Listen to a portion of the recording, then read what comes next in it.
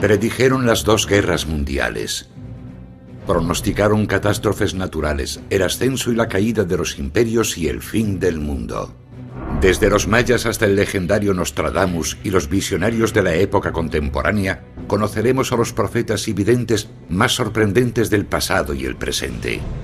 4, 3, 2... Descubriremos sus profecías más escalofriantes. Se acerca una etapa de purificación. Una época de cataclismos, muerte y destrucción.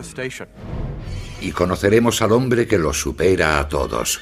Edgar Cayce hizo predicciones extraordinarias más allá de lo imaginable. Leía el cuerpo humano como una máquina de rayos X. Edgar Cayce fue, sin duda, el vidente con más talento del siglo XX.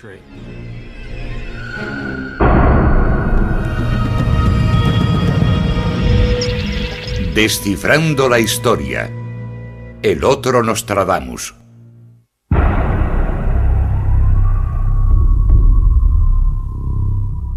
Desde la antigüedad hasta nuestros días son muchos los que han tratado de desvelar los misterios que esconde el futuro, y muy pocos los que lo han conseguido. La de las profecías es una historia extensa y polémica, pero ¿cuál es la figura más prominente? Nostradamus es sin duda el más famoso. Apodado el profeta del desastre por sus lúgubres visiones del futuro, Nostradamus empleó la astrología y la magia para explorar el tiempo y el espacio. Ya en su época se le consideraba uno de los videntes más importantes de Europa. Nostradamus se hizo muy célebre en su tiempo, incluso antes de escribir las obras que lo hicieron famoso. Era el médico de la corte y el astrólogo de la reina de Francia. Nostradamus, médico, astrólogo y también vidente, era en muchos sentidos un hombre renacentista. Sin embargo, más de 400 años después de su muerte, es recordado principalmente por su libro Les Prophéties, que recoge 1000 poemas visionarios escritos entre 1555 y 1558. Planeó 10 volúmenes, 1000 predicciones, de las que solo se conservan 942. Se centran básicamente en las corrientes profundas y las inclinaciones del futuro, pero no son definitivas. Hay cientos de profecías que sugieren futuros alternativos. Los textos de Nostradamus están envueltos en una serie de referencias simbólicas y arcanas y se pueden interpretar de muchas maneras diferentes. No obstante, muchas demostraron ser sorprendentemente precisas, sobre todo aquellas que se cumplieron durante la vida de Nostradamus. La más conocida es la que predecía la muerte del rey de Francia en una justa. Fue escrita 4 años antes de que sucediera. En 1559, Enrique II se enfrentó al conde de Montgomery en una justa. El joven león vencerá al viejo en el campo de batalla en combate singular. Los dos hombres portaban escudos adornados con leones. El león joven, el conde de Montgomery, no bajó la lanza a tiempo, y ésta atravesó la visera de oro del monarca. En jaula de oro los ojos le atravesará. La lanza del conde de Montgomery se quebró, y una de las astillas hirió la garganta del rey. Otra lo hirió detrás del ojo, dejándolo ciego y alcanzando el cerebro. La última frase narra el desenlace, el epílogo de todo esto. 2 choques 1, después morir muerte cruel. El rey agonizó durante 10 días y acabó muriendo a causa de una infección en el cerebro.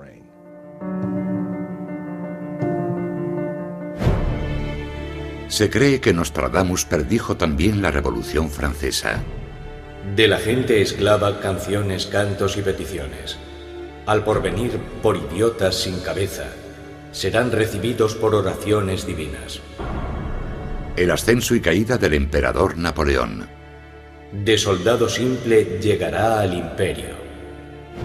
De ropa corta llegará a la larga.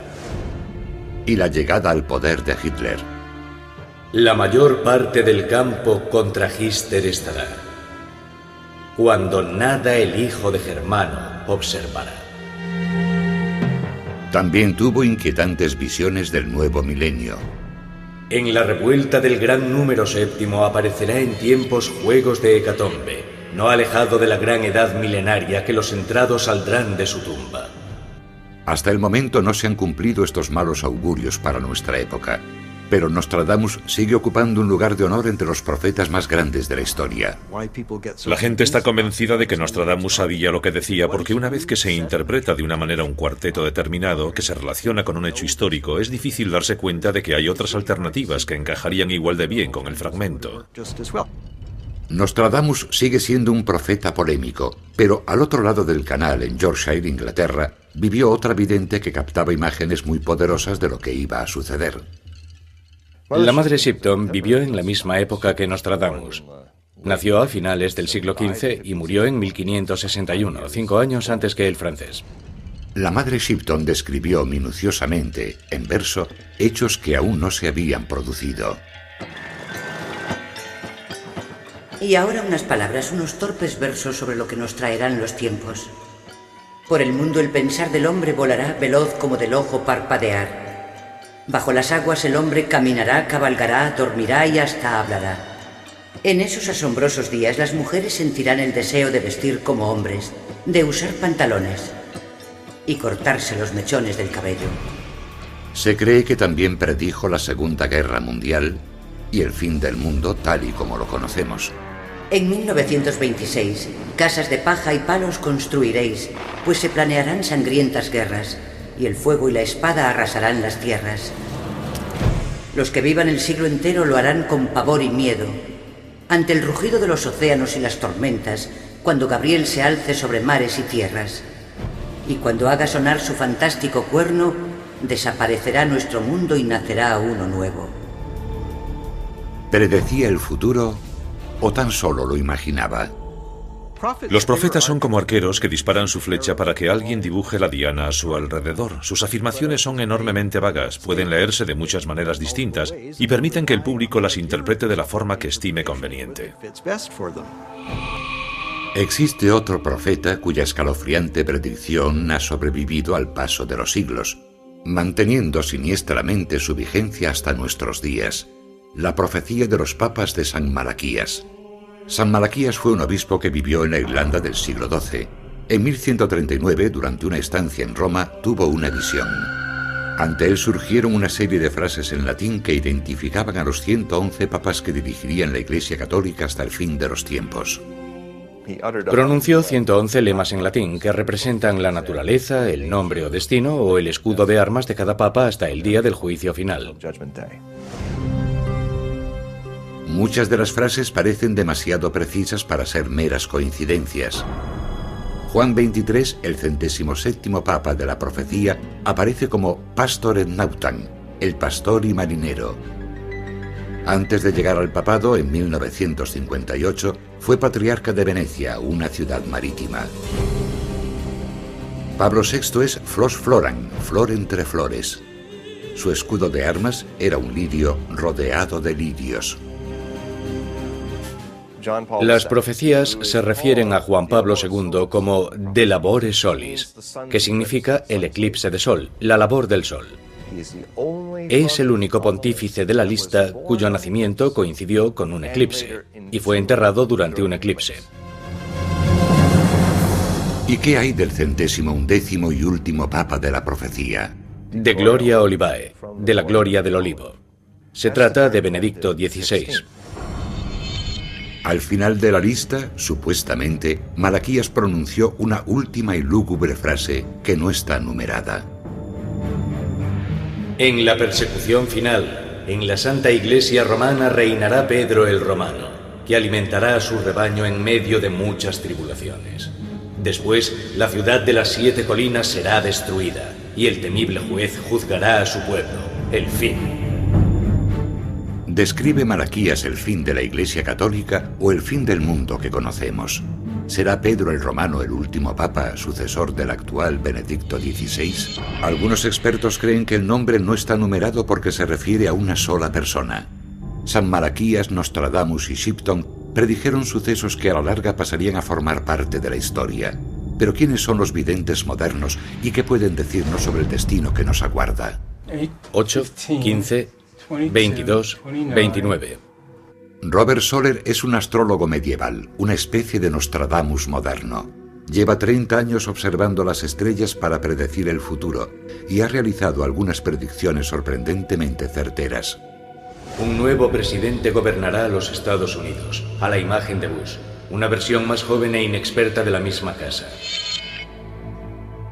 Una amenaza se cierne sobre los ciudadanos estadounidenses, especialmente los de la costa este.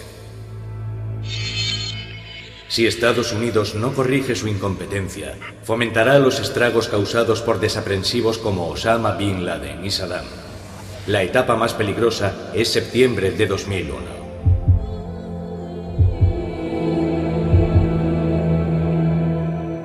¿Una simple coincidencia o está el futuro realmente escrito en las estrellas? Los números son la clave de la astrología. Los antiguos consideraban que la secuencia de los números enteros del 1 al 9, más el 0, que llegó más tarde, contiene los principios básicos mediante los cuales el ser se transforma en algo. La astrología se basa en esa idea. Los propios signos se convierten en números. Nadie sabe por qué funciona, pero muchas civilizaciones antiguas creían que las estrellas y la naturaleza contenían las respuestas a los misterios de la vida. Los mayas y los Hopi, como casi todos los pueblos indígenas del mundo, estaban muy conectados con el cielo. Los mayas concretamente tenían una gran capacidad para captar los ritmos celestes y crear calendarios de gran complejidad y precisión. El calendario maya fue diseñado para calcular las estaciones, pero era también un instrumento profético. El calendario finaliza repentinamente el 21 de diciembre de 2012, y las profecías mayas describen hechos aciagos en torno a esa fecha. El rostro del sol se apagará debido a una gran tempestad. Otra cultura indígena americana, la de los Hopi, tiene una profecía sobre una época de gran destrucción, sobre un día de purificación. He aquí las señales de la llegada de la gran destrucción. El mundo temblará, el hombre blanco combatirá en otras tierras, en aquellas en las que surgió la primera luz del conocimiento. Pronto acabará el cuarto mundo y comenzará el quinto mundo. Los indios Hopi afirman que el mundo ha sido destruido y ha vuelto a nacer al menos 4 veces. Muchas tradiciones indígenas señalan que esto ha sucedido 4 veces si nos acercamos a la quinta. Hay quien opina que los temas que se repiten en las distintas profecías no son más que ciclos de la historia. Todos los profetas hablan de temas parecidos. Nos hablan de los ciclos de la historia, de cómo se repite el mismo tipo de cosas una y otra vez. Es posible, pero hay un hombre cuyo poder profético sigue desconcertando a los escépticos más recalcitrantes. Un hombre que solo contaba con estudios de primaria desveló secretos del pasado que ningún historiador conocía hasta entonces. Predijo guerras, diagnosticó y curó enfermedades e intuyó grandes cambios en el planeta que solo podría haber descrito un científico.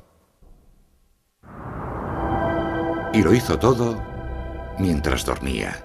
Durante 43 años, un hombre llamado Edgar Cayce tuvo la increíble capacidad de entrar en trance y ofrecer información detallada sobre cualquier cosa que se le preguntase del presente, el pasado o el futuro. Edgar Cayce es probablemente el vidente más importante de todos los tiempos. Fue sin duda el vidente más dotado del siglo XX. Predijo la Segunda Guerra Mundial, la muerte de varios presidentes, el futuro de la medicina y diagnosticó enfermedades mientras dormía.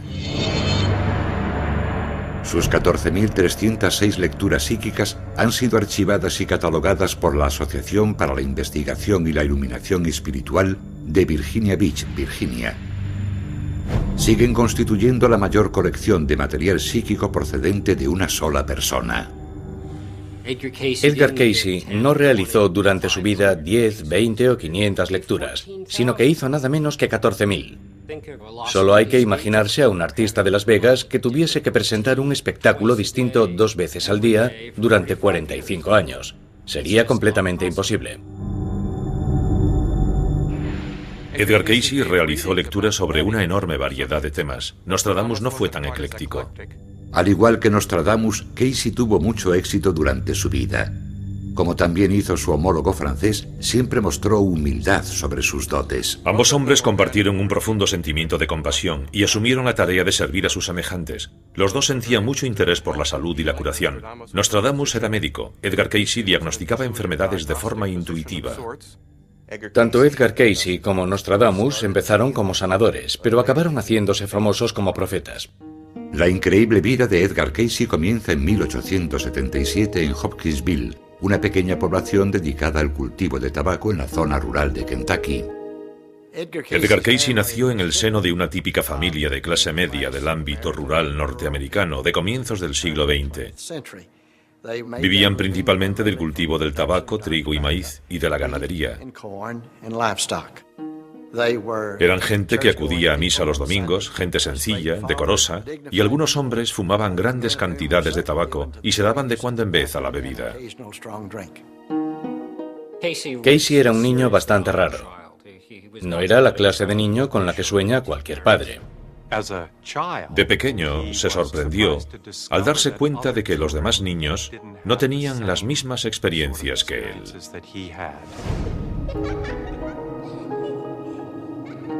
Durante su infancia, Edgar tuvo a menudo visiones mientras leía la Biblia en el bosque.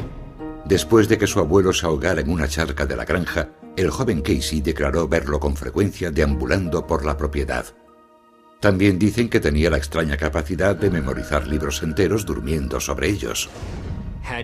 De haber nacido en otro entorno, y no en una pequeña comunidad rural, es posible que Edgar hubiese acabado como atracción de feria. Por suerte, creció rodeado de gente que lo quería y lo protegió. Su don más sorprendente, el que le valdría el apelativo de profeta durmiente, se manifestaría años después cuando Cayce tenía 20 y pocos años.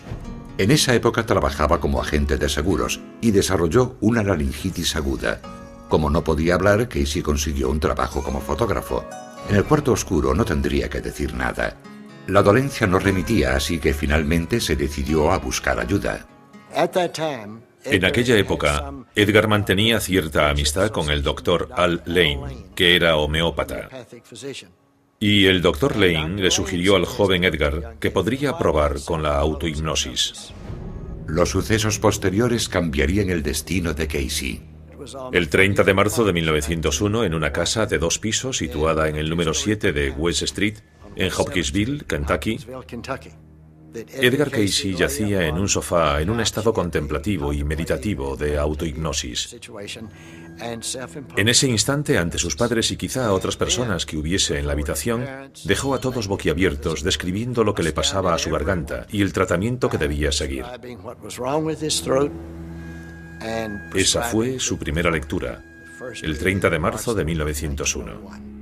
Mientras dormía, Cayce describió clara y minuciosamente su dolencia y el remedio. No tardaron en llegar médicos y pacientes de todas partes para que el hombre con visión de rayos X diagnosticase y curase sus enfermedades. Uno de los aspectos más sorprendentes de las lecturas de Edgar Cayce era la agudeza con que captaba lo que había en el cuerpo de cada persona. Leía el cuerpo humano como una máquina de rayos X. Y empleaba terminología médica, lo cual resulta desconcertante. En 1905, Cayce explicó a los cirujanos cómo debían tratar la pierna de un vecino llamado George Dalton, sugiriéndoles que unieran el hueso con un clavo. Los médicos habían dicho que Dalton jamás volvería a caminar, pero lo hizo. Por lo que sabemos, fue la primera vez que se empleó un clavo en la historia de la medicina. En el verano de 1911, los médicos le dijeron a Cayce que su mujer padecía una tuberculosis grave e iba a morir. Ella siguió su tratamiento y se recuperó rápidamente. La fama de Cayce como sanador no tardó en extenderse. En el New York Times, los médicos mostraban su entusiasmo por Cayce. Su empleo de la jerga de la psicología está a la altura del de cualquier profesor de anatomía nerviosa, aunque al recobrar su estado normal carece de formación, sobre todo en lo que respecta a cuestiones médicas de las que no sabe nada. Cayce realizaba predicciones de una precisión asombrosa, pero seguía un proceso muy sencillo. No era nada misterioso. Se sentaba en un sofá, se aflojaba la corbata o el cuello de la camisa, se desataba los zapatos, cruzaba las manos sobre la barriga y se relajaba. En un momento dado, sus ojos comenzaban a moverse durante 30 o 60 segundos. Y ese era el momento en que podía plantearse una pregunta a Edgar Cayce. Solo necesitaba saber el nombre de la persona para la que realizaba la lectura y dónde se encontraba en ese momento, ya fuese en California o en Kalamazoo. Curiosamente, Cayce no recordaba nada al abrir los ojos, tanto si realizaba un diagnóstico como si recetaba un remedio o predecía el futuro. No recordaba nada de lo que había dicho en su lectura. Pronto, algunos clientes comprendieron las posibilidades de su don. La gente deslizaba una pregunta sobre qué caballo iba a ganar cierta carrera o qué iba a suceder en la bolsa, y él respondía. Mientras sus clientes se enriquecían gracias a él, Cayce padecía inexplicables dolores de cabeza. Cuando intervenían intereses egoístas era como si la pantalla del radar se volviese borrosa. Sus predicciones no resultaban igual de claras o precisas. Se ponía enfermo o se le revolvía el estómago. Al final dijo, se acabó, no volveré a hacer esto. En 1912, Cayce, desencantado, abandona Hopkinsville junto a su joven esposa Gertrudis y Hugh Lynn, su hijo. Se muda a Selma, Alabama, donde retoma su trabajo de fotógrafo. Trabajó en eso hasta que a mi hermano se le cayó una cerilla en una lata de pólvora y se quemó terriblemente la cara. Todos los médicos aseguraron que no recuperaría la vista, y mi hermano le pidió a mi padre que hiciera una lectura. 2 semanas después, tras seguir los consejos de su padre, el ojo de Hugh Lynn estaba como nuevo. Mi padre se dio cuenta de que podía volver a ayudar a la gente, y que quizá era lo que debía hacer. Pero sería mi madre la única que formulase las preguntas para evitar que se repitiera lo de Hopkinsville. Cayce estaba a punto de descubrir nuevas habilidades. Sus escalofriantes visiones iban a convertirlo en el profeta más importante del siglo XX.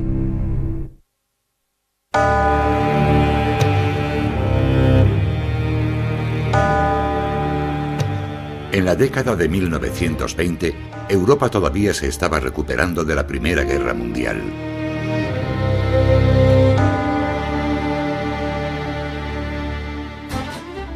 Por el contrario, Norteamérica disfruta de su transformación en una superpotencia mundial. Es una época de frivolidad y diversión, y una época de cambios vertiginosos. Se estaban formando grandes corporaciones, crecía la tecnología y las gentes sencillas de épocas anteriores daban paso a una sociedad mucho más compleja. Edgar Cayce es, al igual que los grandes actores y poetas, un individuo que expresa las necesidades colectivas de la época, el lugar y la cultura en que vivió.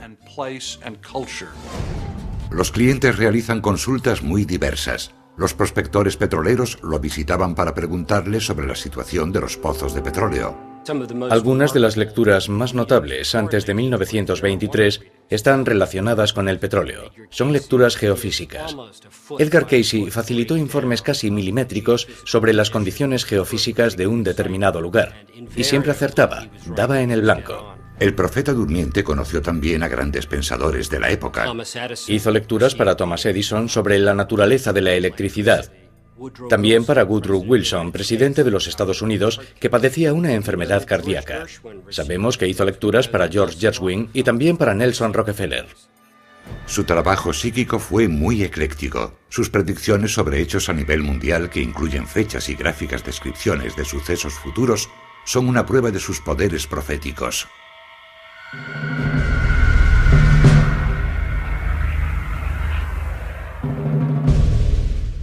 Algunas lecturas de este tipo son realmente espeluznantes. Parecía estar leyendo los titulares con 4 años de antelación. En 1925, estando en trance, un cliente le preguntó sobre el futuro económico y él le contestó: será mejor que vendas tus acciones. Habrá que tener cuidado ante las fuerzas adversas que surgirán en 1929 para que no salga perdiendo la entidad. Cayce predijo la llegada de la depresión con 4 años de antelación. En 1931 acertó al pronosticar el fin de los malos tiempos que seguían asolando el país. En la primavera del 33 se producirá una mejoría definitiva. The only thing we have to fear is fear itself. Sin duda se refería al New Deal, cuando comenzamos a superar lentamente la depresión. Casey también predijo la siguiente guerra mundial antes de que nadie pudiese imaginar algo semejante. En 1935, Edgar Cayce realizó una lectura para un transportista de 29 años que deseaba obtener información sobre cuestiones de índole internacional. Cayce predijo una alianza entre austríacos, alemanes y japoneses. Y dice en su lectura que si la divinidad no interviene, el mundo arderá. En 1935, nadie podía imaginar que algo así fuese a suceder. La Sociedad de Naciones seguía en funcionamiento y no parecía probable que estallase otra guerra, pero... Parece que Edgar Cayce tuvo una especie de presentimiento psíquico sobre el estallido de la Segunda Guerra Mundial. Ciertamente las noticias que llegaban presagiaban una posible guerra, pero él adivinó el momento en que todo comenzaría e incluso su final y muchas de las cosas que sucedieron durante los años del conflicto.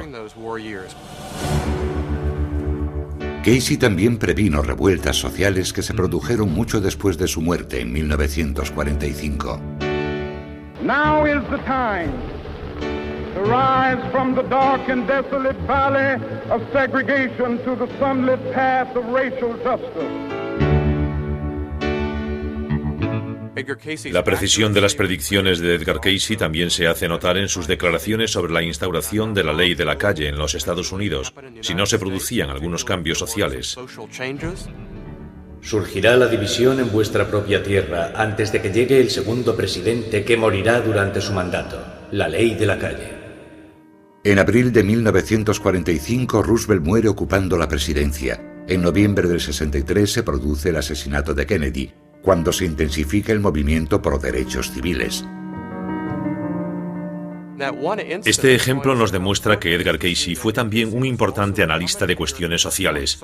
Declaró que si no se reordenaba en cierta medida la sociedad, si no se equilibraban las cosas, habría dos leyes diferentes, una para los ricos y privilegiados y otra para los pobres, y que se avecinaban cambios enormes y complicados para nuestra cultura. We will be able to work together, to pray together, to struggle together, to go to jail together, to stand up for freedom together. Cayce no era ni republicano ni demócrata. No defendía unas ideas políticas determinadas, pero sí tenía un claro compromiso moral sobre lo que debíamos hacer para cumplir nuestro destino como nación.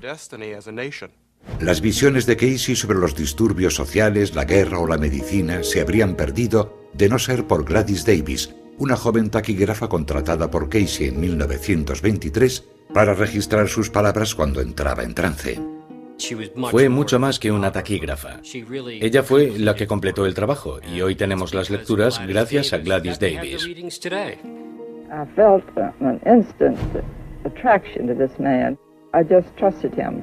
One day during a reading, he said a string of words, so I was wondering whether I should put a dash or comma or just how to word this. And over there asleep on the couch, I mean, his eyes closed, he said, put a comma between these. Tomaba notas durante la lectura y después las pasaba a máquina y enviaba una copia a la persona interesada. Para mantener la confidencialidad, se eliminaban los nombres de las personas que encargaban las lecturas y se sustituían por números. A Cayce no le importaba si sus clientes eran pobres o poderosos. Nunca cobró dinero por sus lecturas. Dependía de las donaciones que recibía. Una decisión que afectó mucho a su familia. Teníamos problemas financieros continuamente. Mi madre se preguntaba con frecuencia qué comeríamos a la semana siguiente. Cuando hacía 2 o 3 lecturas seguidas y tenía algo de dinero, compraba un saco de tierra para el jardín o un frutal nuevo. Mi padre hacía aquello porque sentía que ayudaba a la gente, y eso es lo que él quería. La mayor ambición de Cayce era abrir un hospital en el que tratara a sus pacientes de acuerdo a sus lecturas. En 1925 se mudó a Virginia Beach, donde abrió un hospital 3 años más tarde. Cerró en 1931, en plena depresión. Después del fracaso del hospital, Lo había perdido todo. Le oí decir que aquel era el momento más triste de su vida. Pero en cualquier caso, Casey jamás perdió su don profético. De hecho, en la década de 1920 surgió otra serie de asombrosas profecías que han conservado su vigencia hasta hoy y podrían cambiar por completo la historia.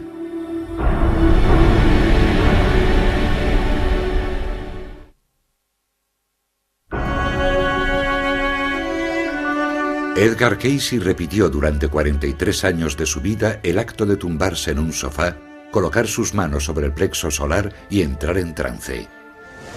En dicho estado realizaba un viaje espacial y temporal que le permitía predecir guerras, diagnosticar enfermedades y en algunas de sus lecturas más misteriosas reescribir la historia. Al estudiar sus predicciones, resulta interesante observar algunas de sus declaraciones retrocognitivas en las que echaba la vista atrás y hablaba de cosas que no se encuentran en los libros de historia. Casey parecía conocer secretos del pasado que solo han podido revelar los aparatos de alta tecnología y años de excavaciones. Mucho antes del descubrimiento en 1947 de los manuscritos del Mar Muerto, Casey habló de una antigua secta del judaísmo, los esenios, que según los especialistas estaba formada solo por hombres. Casey dijo que los esenios eran una comunidad compuesta por hombres, mujeres y niños. Los especialistas tenían sus dudas hasta que en la década de 1950 y tras la muerte de Casey, los arqueólogos desenterraron esqueletos de mujeres esenias cerca del lugar donde se habían hallado los manuscritos.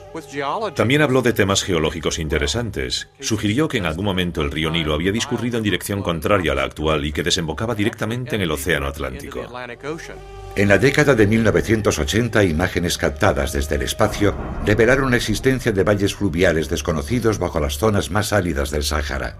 Las imágenes y estudios realizados en dichos lugares han confirmado que el Nilo cruzó en algún momento el Sáhara para desembocar en el Atlántico.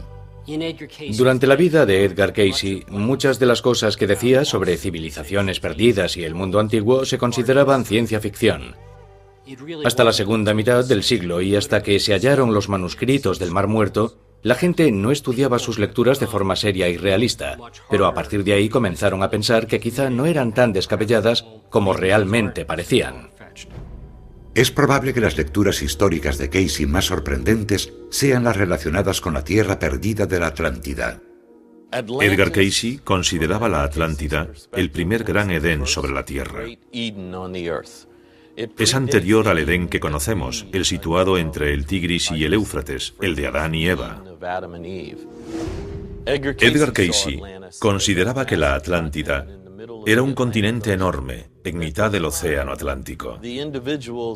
Los hombres que vivían allí poseían un profundo conocimiento de las fuerzas del universo y eran capaces de aprovechar dichos poderes para construir aparatos como objetos voladores, cristales, etc. Sin embargo, según las lecturas, los atlantes abusaron de su poder sobre la naturaleza y la Atlántida desapareció a causa de un cataclismo hace unos 10.000 años.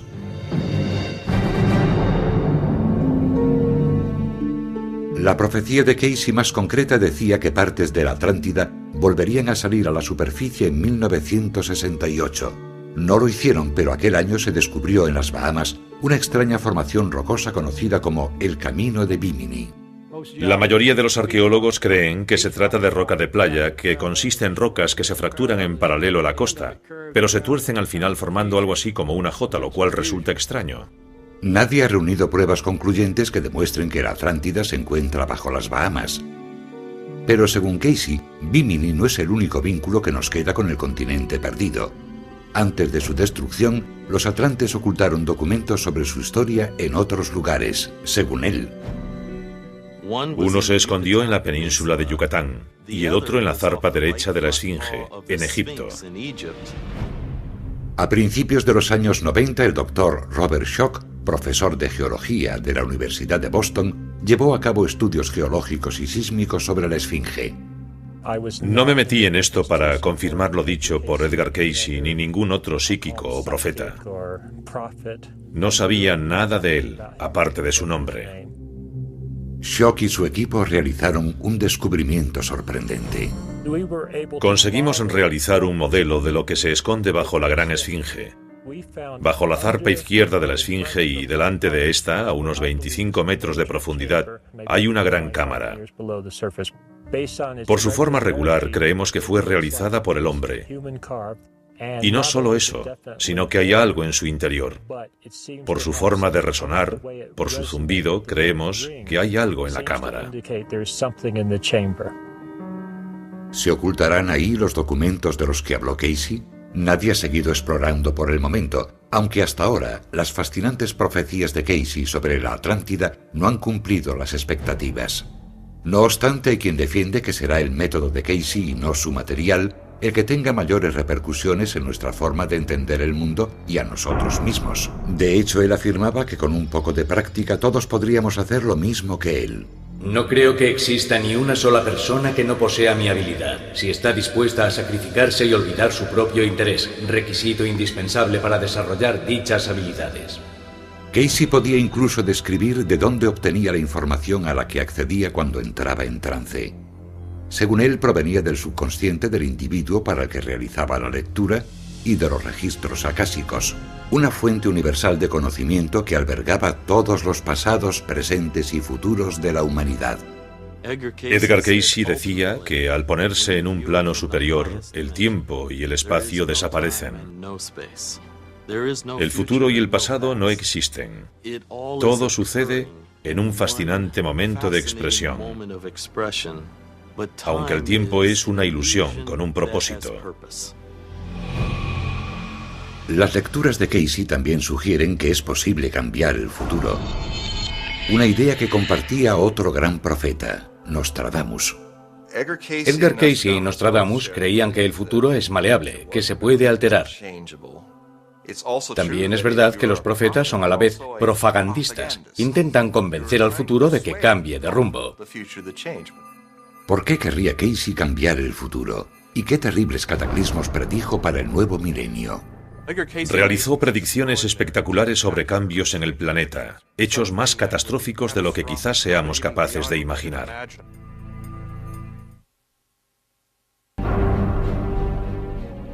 Desde Nostradamus a los mayas, los profetas y las tradiciones proféticas advierten de terribles cambios en el planeta que no tardarán en producirse. Los mayas sentían que llegaría un momento, más o menos en la época en la que nos encontramos, en el que se produciría una gran destrucción. Hablan del día del fruto marchito y de la gran tempestad, términos que no son nada halagüeños. Los Hopi hablan de la muerte de los árboles y de drásticos cambios climatológicos que provocarán la llegada del gran día de la purificación. Nostradamus alude a los muertos que salen de sus tumbas, y la madre Shipton advierte: ante el rugido de los océanos y las tormentas desaparecerá nuestro mundo y nacerá uno nuevo. Las predicciones de Casey para el nuevo milenio son tan alarmantes como las de los profetas que le precedieron. Casey realizó predicciones espectaculares sobre cambios en el planeta, entre las que destaca la que se refiere a un cambio en el eje rotacional de la Tierra. Sería catastrófico, ni siquiera somos capaces de imaginar las consecuencias de algo así. Si el eje de inclinación de la Tierra cambiase ligeramente, toda la masa del planeta tendría que reconfigurarse. Cambiarían las cuencas oceánicas, la situación de los valles y de las montañas. Algunas de las visiones de Casey son realmente terroríficas. Habla del hundimiento de Japón en el océano y de inundaciones en el sudeste de Estados Unidos que quizás se produzcan de forma gradual, pero que serán permanentes. Casey también advirtió que la costa este no se libraría. Parte de la costa este de Nueva York, o la propia ciudad de Nueva York, desaparecerá en su mayor parte. Esto, sin embargo, lo presenciará otra generación. Por el contrario, la desaparición del sur de Carolina y Georgia llegará mucho antes. También señala que se producirán en Europa repentinos cambios a nivel geológico o climatológico. Esos cambios forman parte de las predicciones de Casey sobre la alteración de los polos. Declaró que los Grandes Lagos descenderían hasta el Valle del Mississippi y que desde ahí llegarían hasta el Golfo de México. Resulta sorprendente que Casey, que no sabía nada en absoluto sobre tectónica de placas, dijese que señales en el interior de la Tierra nos prevendrían de la llegada del cambio de los polos. La predicción más impresionante de Edgar Cayce es la que habla de importantes cambios en el planeta, que se irían haciendo cada vez más patentes a partir de 1958 y hasta 1998. A partir de esa fecha, la tendencia se haría todavía más pronunciada, con lo que sabremos que se acerca la alteración de los polos. Se producirán levantamientos en el Ártico y en el Antártico que provocarán erupciones volcánicas en las zonas tórridas. Todo esto sucederá en el periodo comprendido entre el 58 y el 98. La actividad volcánica está aumentando.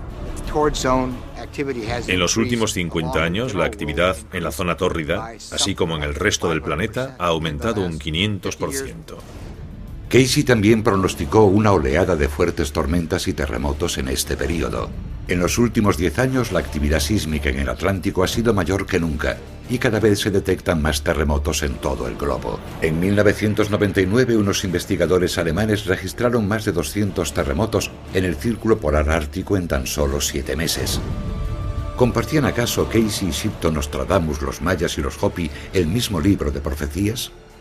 Da la impresión de que hombres de distintas culturas han coincidido en una especie de conocimiento universal. Nostradamus y Casey también coincidieron en ese aspecto. ¿Está a punto de desaparecer el mundo tal y como lo conocemos?